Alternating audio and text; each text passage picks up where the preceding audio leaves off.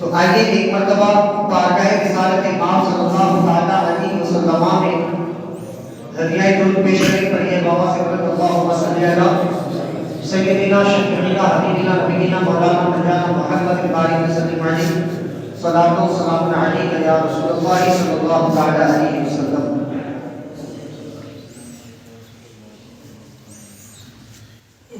کہ اللہ کے ولیوں کو نہ کوئی خوف ہے نہ کوئی غم۔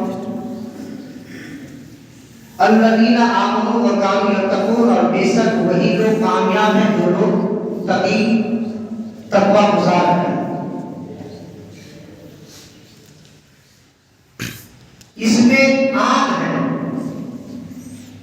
کہ اللہ کے ولی کوئی ایک خاص مفرد بندے کے لیے نہیں ہے،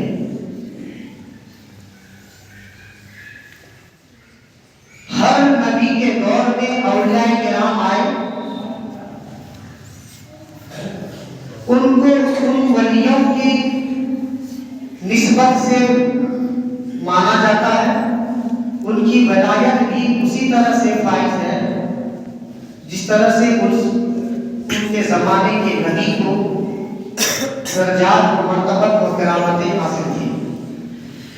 اب یہ امت محمدیہ ہے، جیسے تمام امتوں میں امت محمدیہ درجے میں رفعت میں بلندی میں اعلیٰ ہے، افضل ہے، اسی طرح سے امت محمدیہ کے اولیاء کرام بھی اور نبیوں کے ولیوں سے مرتبت میں رفعت میں بلندی میں اعلیٰ اور افضل ہے۔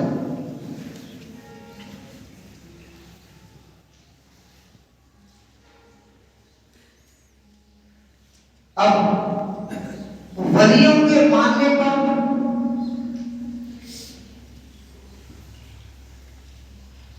اعتراضات ہونے لگے۔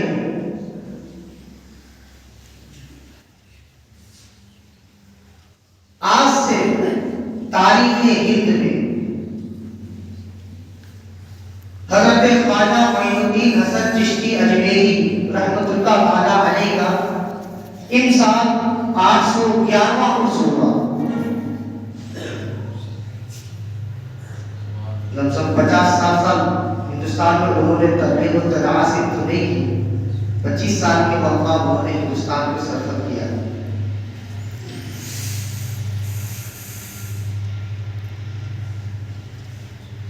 ان 800 سال کے تاریخ سے بیشتر تاریخ کو ہم دیکھیں گے کہ ہندوستان میں اولیاء کرام کے سیر و سباحت تھا یا نہیں تھا۔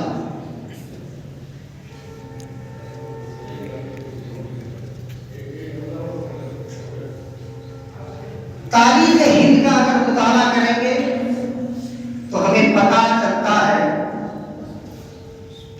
کہ حضرت مالک بن دینار رحمۃ اللہ تعالی علیہ بلکہ رضی اللہ تعالی عنہ کا جو صحابہ رسول ہیں ان کا بھی ہندوستان کا دورہ ہوا۔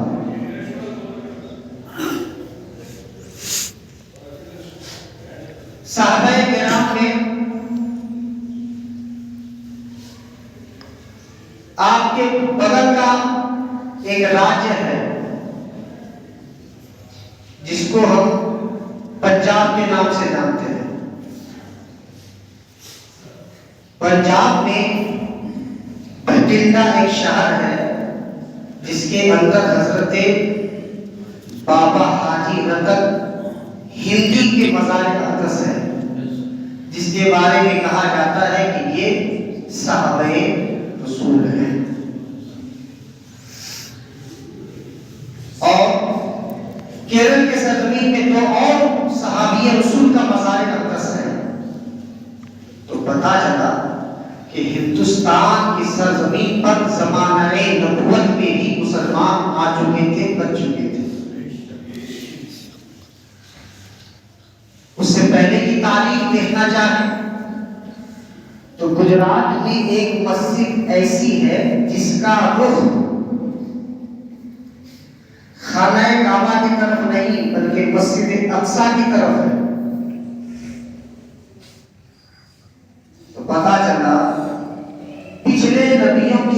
پرتی بھی اسلام کے ماننے والے ہندوستان میں جاتے تھے، گئے تھے۔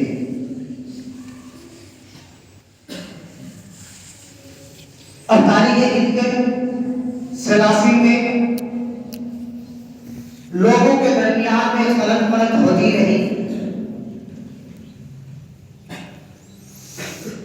اہل سنت والجماعت پوری دنیا میں دو فرقہ تھا، خارجی رافضی و الگ طبقے کے لوگ ہیں۔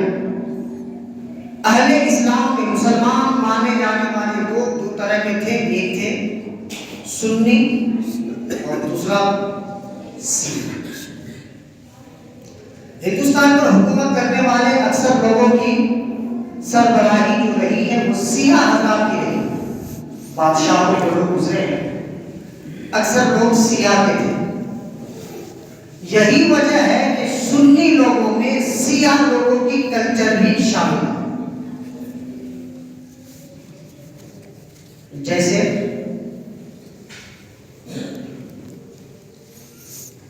بہت ساری چیزیں ہیں، مثلا تازیہ داری کرنا سنیوں کا نظام نہیں، سیاہوں کا۔ جیسے ڈھولک محرم کے دنوں میں تاشے بجانا وغیرہ۔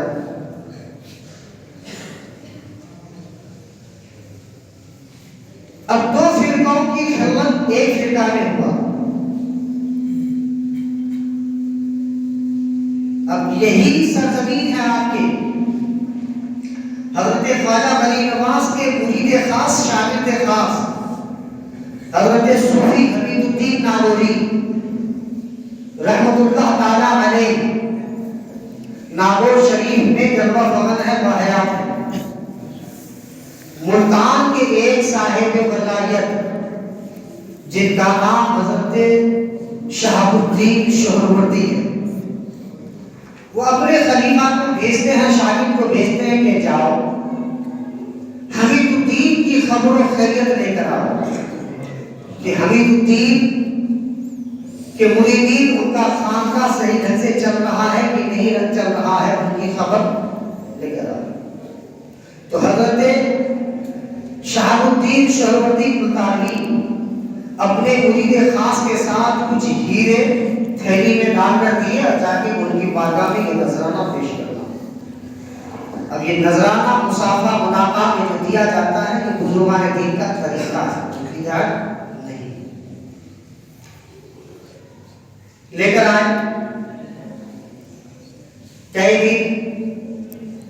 کئی مہینے کے مسافرت کے بعد میں جب ناگور شریف پہنچے، دعا سلام دی، مسافہ مناقہ ہوا اور کہا کہ حضور میں آپ کے لیے نذرانہ لے کر آیا ہوں، قبول کیجیے۔ تو صوفی حمید الدین ناگوری کہتے ہیں کہ مجھے اس کی حاجت ہے، میں اس نذرانے کو قبول کرتا ہوں۔ میرے خانقاہ کے باہر میرا جو ایریا احاطہ ہے مدرسہ، خانقاہ کے باہر ایک ریت کا ڈبہ ہے، اس کے اندر ڈال، اس میں ڈال۔ اب بڑے کی حکم تھا کہ کہہ نہیں سکتے تھے کہ میں نہیں ڈالوں گا کہ میں بھیجا سے آپ میں لے کر آیا ہوں، تو گئے خوشی خوشی ڈال۔ اب دیکھا ایک دو دن گزرنے کے بعد میں کہ اچھا ماحول ہے، لوگ اچھے اعتقاد رکھتے ہیں، دین و شریعت کی سنت کے کام ہو رہی ہے، لوگ فیضیاب ہو رہے ہیں، پڑھ رہے ہیں، سیکھ رہے ہیں، اسلام میں داخل ہو رہے ہیں۔ اب کہیں اجازت دینی چاہیے کہ حضور اب میں چلوں اپنا مدد۔ تو کہتے جب تم یہاں آئے تھے، نذرانہ لے کر آئے تھے، اب جاؤ گے تو میری طرف سے تحفہ لے کر جاؤ۔ تو تحفے میں کیا لے کر جائیں جناب؟ کہ جہاں تم نے اپنے ہیرے ڈالے تھے وہاں سے وہ ریت کی تھیلی بھر لو، ریت کی تھیلی بھر لو اور جا کے اپنے پیر و مرشد کو دے دو۔ حکم تھا بھر لی، روانہ ہو گئے، چلے۔ مسافرت کے بعد میں اپنے پیر سے ملنے کے بعد کہتے ہیں حضور وہاں تو بڑی خوشحالی ہے، اچھا ہے، لوگ ان سے عقیدت رکھتے ہیں، محبت رکھتے ہیں، دین و سنت کا کام ہو رہا ہے، لوگ سیکھ رہے ہیں، وہ اپنا علم فیض بانٹ رہے ہیں، اچھا ماحول ہے، تسلی ہے۔ اب وہ سلسلہ سہروردیہ کے ہیں اور یہ سلسلہ چشتیہ کے ہیں۔ آج جو لوگ چشتی، اشرفی، قادری ہونے پر فخر سمجھتے ہیں، وہ ان بزرگوں کا عقیدہ تھا کہ وہ صرف ایک ہی طریقت اور شریعت کے کام کرنے ہیں، ایک دوسرے سے فیضیاب ہوتے ہیں، ایک دوسرے کی بارگاہ میں جا کر حاضری دیتے ہیں۔ آج لوگ اعتراض کرتے ہیں، اسی مسئلے پر میں آؤں گا، اس کو ادھر سماعت کر لیجیے۔ پہنچے اللہ کے حضور، میں تو یہاں سے ہیرا لے کر گیا تھا، لیکن انہوں نے نذرانے میں نہ وہ ہیرا قبول تو کیے، لیکن ریت کے اندر ڈلوا دیے، اور پھر اسی ریت کے ڈھیرے میں سے مجھ کو اپنے تھیلی میں ریت بھر لینے کے لیے بولا، اور میں بھر کر آپ کی بارگاہ میں حاضر آیا ہوں۔ یہ ریت کی تھیلی ان کی طرف سے نذرانہ ہے۔ تو شہاب الدین شہروردی کہتے ہیں کہ جناب اس کو کھول کے دیکھیے تو صحیح۔ جب کھول کے دیکھا جاتا ہے تو انہوں نے جس سائز کے ہیرے بھیجے تھے اس سے ڈبل بڑے سائز کے ہیرے تھے، اور اس سے بیش قیمتی ہیرا تھا۔ اللہ والے زمانے کے نظر میں محتاج و فقر میں رہتے تھے، لیکن اپنے پاس میں کل کائنات کے خزانہ چھپا کر رکھتے تھے۔ یدے بیضا لیے بیٹھے ہیں اپنے آستینوں میں، وہ اللہ والے۔ اب ان سے اعتقاد رکھنے کا قرض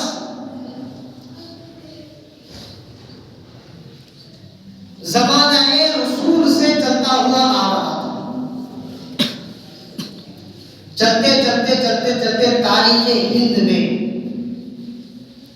شیعہ حضرات کی جب حکومت کی نظر سے ہندوستان پر آنا ہوا، تب سنیوں میں شیعوں کا طور و طریقہ غلط ہونے لگا۔ پھر چلو سنیہ اور شیعہ کی طریقے چلتے چلتے چلتے چلتے پورے ہندوستان کا جائزہ لیجیے۔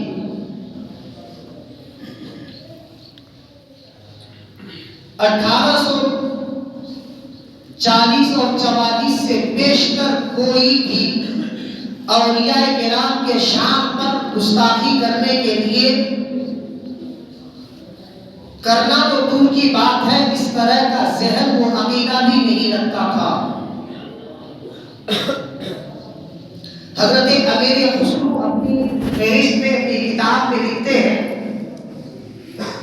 کہ اگر ہند کی ندیوں کا مچھلیوں کو شکار کیا جائے، پکڑا جائے، تو دریائے ہند کی مچھلیاں بھی سنی ہے، صحیح ہو لگے گا۔ اب اس کے بعد ایک فرقہ، ایک طبقہ جنم لیا جس کو ہم آج دیوبندیت کے نام سے جانتے ہیں۔ اولیاء کرام کے شان میں وہاں سے گستاخی شروع ہوئی، ہوتے ہوتے ہوتے ہوئے چلتا ہوا آیا۔ آج نبی کے شان میں بھی لوگ گستاخی کر گزرتے ہیں، تقریری بھی اور تحریری بھی، اور زبان سے بولتے بھی ہیں اور قلم سے لکھتے بھی ہیں۔ تو یہ ضرورت، یہ تفریق ہندوستان کے بعد میں واقع سرزد ہوئی ہے۔ جیسے اگر بیکانیر کی تاریخ کی جائے تو 1818 میں ایک انگریز نے پورے ہندوستان کے شہروں کا بیورا پیش کیا تھا۔ اس میں تاریخ بیکانیر میں پرانے نام بیکانیر کا جنگل شہر تھا، اس کے بعد میں اس کا نام دو شخصوں سے مل کر، ایک بیکاراؤ ایک نیر جاٹ کے دونوں ناموں کو ملا کر بیکانیر کی تاریخی بنیاد ڈالی ہے۔ اسی سرزمین پر اولیاء کرام کا آنگن ہوا، جس کو شاہ جمال الدین توسنی رحمۃ اللہ تعالیٰ علیہ کے نسبت سے توشہ شریف کے پاکستان کے رہنے والے کہا جاتا ہے، جس کا آج مزار حضرت جامسر میں ہے۔ اسی تاریخ میں صوفی حمید الدین کے خلیفہ و شاگرد پاکستان کے سرزمین پر گئے، اسی ہند میں، اسی علاقے میں آج سے 100 سال بیشتر کوئی دیوبندی خیالات کا آدمی موجود نہیں تھا جو اولیاء کرام کے شان میں گستاخی کرے یا الٹا بھلا کہے. جیسے آج بولتے اولیاء مزارات پر جانا حرام ہے. غریب نواز کا مزار 811 سال سے ہے. اس 100 سال قبل 700 سال تک کسی نے یہ نہ کہا غریب نواز کے آستانے پر جانا حرام ہے، وہاں پر حاضری دینا شرک ہے، وہاں سے کچھ طلب کرنا چاہنا اپنے دعا کو مستجاب سمجھنا بدعت ہے یا حرام ہے یا مشرک ہے. لیکن یہ جرأت آج کے دور کے عالموں نے کیا. وہ کیسے کیا؟ اس لیے کہ جیسے جیسے ان کے اندر شیطانیت غالب آتی گئی، شان اولیاء تو دور کی بات ہے، انہوں نے اولیاء نظام کو چھوڑ کر نبی کی ذات پر بھی انگلیاں اٹھانا شروع کر دیا ہے. ان کا عقیدہ ایسا ہے کہ نبی کوئی باکمال شخص کا نام نہیں ہے، وہ ہمارے جیسے ہمارے مثل انسان ہے، وہ کوئی اور نہیں ہے، وہ بھی ہمارے طرح چلتے پھرتے ہیں، وہ بھی بازار جاتے ہیں، وہ بھی کھاتے پیتے ہیں. لیکن سنو، ہمارا اور آپ کا عقیدہ ایسا ہونا چاہیے جس طرح سے کل کائنات کے امتیوں میں سب سے افضل ترین امت ہے، میرے امتی ہے، ہم سب ہیں، تمام نبیوں کے امتی میں ہم اعلیٰ اور افضل ہیں، ایسے ہی تمام نبیوں میں سب سے بہترین ہمارے اور آپ کے پیارے نبی ہیں. ویسے ہی تمام امتیوں کے ولیوں میں، تمام نبیوں کے ولیوں میں سب سے بہترین نبی محمد رسول اللہ کے اولیاء کرام ہے. تو ہمیں ان کے عقائد پر کوئی اعتراض نہیں ہے. آپ کا دین جیسا بھی ہو، آپ سے بیشتر اگر 20 سال پہلے کہہ لیا جائے تو اہل ہندوستان میں اہل حدیث نام کا کوئی فرق نہ تھا. اس 20 سال میں ایسا ایک فرقہ پیدا ہو گیا جو اپنے آپ کو قرآن و حدیث کی تائید کو کہتے ہیں کہ ہم قرآن و سنت پر مانتے ہیں، لیکن درس قرآن سمجھتے نہیں، درس حدیث سمجھتے نہیں، جانتے نہیں کہ کس روح سے کس حدیث کو پڑھنا چاہیے، اس کا معیار کیا ہے. اس لیے کہ ہم بھی قرآن پڑھتے ہیں اور حدیث پڑھتے ہیں، قرآن و حدیث پہ اپنے موقف رکھتے ہیں، اپنی عقائد پیش کرتے ہیں. ہمارا عقیدہ یہ ہے کہ اللہ تبارک و تعالیٰ نے جیسے نبی کو بااختیار بنایا ہے، ایسے ہی امتیوں میں اور لوگوں میں جسے اللہ نے چاہا ہے اس کا اپنا مقرر عطا کیا ہے، اسی کو ہم اہل ولی اللہ کہتے ہیں. اتقوا فراست المؤمنین ینظروا بنور اللہ. اب قرآن کہتا ہے یا ایھا الذین ابتغوا الیہ الوسیلہ، اے ایمان والو اللہ سے ڈرو اور وسیلہ تلاش کرو. کس بات کے لیے؟ اللہ کے مقرب بننے کے لیے، اللہ کے یہاں پر اپنی عبادتوں کو پیش کرنے کے لیے، حاضر کرنے کے لیے. حضرات، یہ نئی چیز ہم نہیں دے رہے ہیں، نہیں بتا رہے ہیں. ہمارا عقائد انہی باتوں پر منحصر ہے. لیکن یہ جماعت بڑھی کیسے، پھلی کیسے؟ علماء کرام سے نہیں، آپ لوگوں کی کرتوتوں سے. آپ نے شریعت کو ہلکا سمجھا، دین سے دوری اختیار کی. آپ نے علماء کرام کے صحبت میں آنا پسند نہ کیا. آپ نماز سے دور رہے، زکات سے دور رہے، حج اور روزے سے دور رہے. ہر معاملے میں اولیاء کرام کو پیش رکھا. آج بھی ہمارے سنی حضرات کا یہی معمول ہے. جمعے کا دن تمام دنوں میں افضل ہے. اللہ نے قرآن مجید میں خاص طور پر سورہ جمعہ میں اعلان کیا یا ایھا الذین آمنوا اذا نودی للصلاۃ من یوم الجمعہ، اے ایمان والو جب مؤذن مسجد سے پکارے نماز جمعہ کے لیے تو اپنے रवाना होता। फिर अल्लाह के नबी फरमाते हैं जुम्मा तो सैयदुल अय्याम, कि जुमा का दिन तमाम दिनों में सबसे ज्यादा अफजल तरीन दिन है, तमाम दिनों का सरदार दिन जुमे का।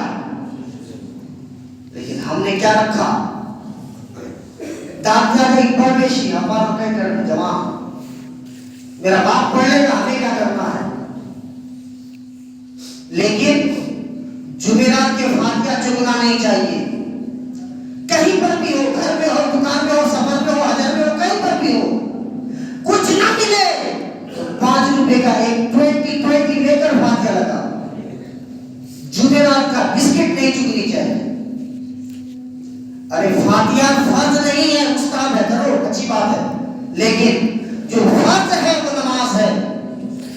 फातिहा के बारे में नहीं पूछी जाएगी कब्र में तुमने लगाया था या नहीं, सूफी हमीदुद्दीन के मज़ार पर गए थे कि नहीं, मोइनुद्दीन के मज़ार पर हाजिरी दी थी कि नहीं। तुमसे अगर कब्र में पूछा जाएगा तो यही पूछा जाएगा, रोज़े महशर शाकता बुदे अव्वल से कुर्शिश नमाज बुदे।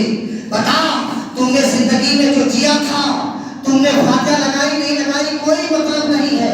बता तुमने नमाज पढ़ा था या नहीं पढ़ा था, ये बता। बेशक तो जवाब क्या होगा हमारा। फिर वो नाखाने लोग पढ़ते हैं कि हम तो बता देंगे वो से पाके धूली की तरह। अरे वो फजल करम किसी एक पर ही होता है, फर्द वाहिद पर, हर किसी पर नहीं। तो हमने क्या किया, दीन से दूरी इख्तियार कर ली। फिर उन्होंने उन्हीं लोगों को टारगेट बनाया जो लोग दीन से हैं, उन्हें अपने तरफ ले आओ। कहो जो ज्यादा दीन के करीब रहेंगे वो लोग ज्यादा अल्लाह के मुस्तजाब होंगे, अल्लाह के करीब होंगे, उनकी बात अल्लाह जल्दी सुनेगा। मिसाल क्या दी है कि नबी भी अल्लाह के लिए ही सबकत करते थे। नबी देखो सफर में रहे, पेट में पत्थर बांधे, अल्लाह अल्लाह किए। नबी के ऊपर लोगों ने पत्थर मारा, फिर भी अल्लाह अल्लाह किए। नबी के जिस्म से खून निकलता रहा, फिर भी अल्लाह अल्लाह किए। नबी पत्थर पर सोते रहे, फिर भी अल्लाह अल्लाह किए। नबी बकरियां चराते रहे, फिर भी अल्लाह अल्लाह किए। नबी ने गंदा खड्डा खोदा मिट्टी का, फिर भी अल्लाह अल्लाह किए। नबी दुनियावी कारोबार में मशगूल रहे, फिर भी अल्लाह अल्लाह किए। तो तुम नबी से बढ़कर हो? इंसान सीधा कहता कि नहीं, हरगिज़ नहीं, नबी हमारे नबी हम बढ़ के कैसे हो सकते हैं। तो वो अल्लाह अल्लाह करते थे, तुम क्यों नहीं करते, तुम भी नमाज पढ़ो। सीधा इंसान दाखिल हो जाता। अब यही से फिर सुनाई लड़ाई झगड़ा शुरू।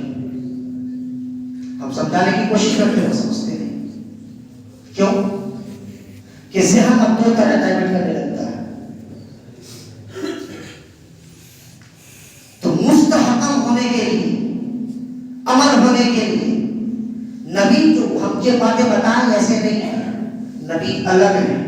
नबी जो करते हैं वो हम नहीं कर सकते, नबी जो कह रहे हैं उन पर हमें अमल करना जरूरी होता है।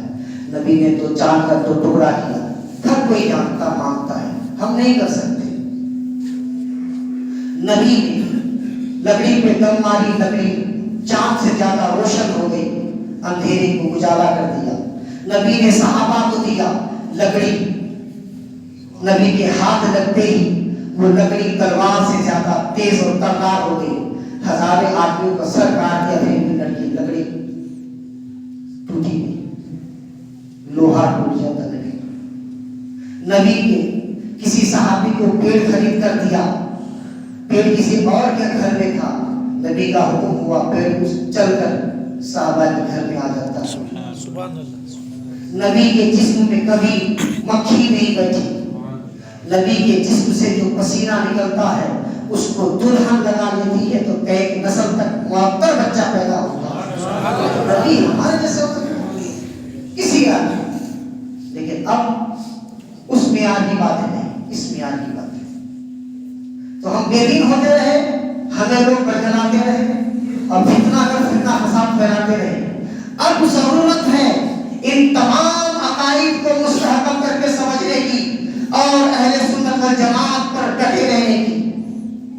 अगर आप ऐसा नहीं करेंगे तो आपकी नस्ल बिगड़ जाएगी। फिर वही बात होगी कि आप कहाँ थे और कहाँ पहुंच जाएंगे, اللہ تبارک و تعالی ہمیں اہدنا الصراط المستقیم پر نامزد رکھے. باقی دعوانا الحمدللہ.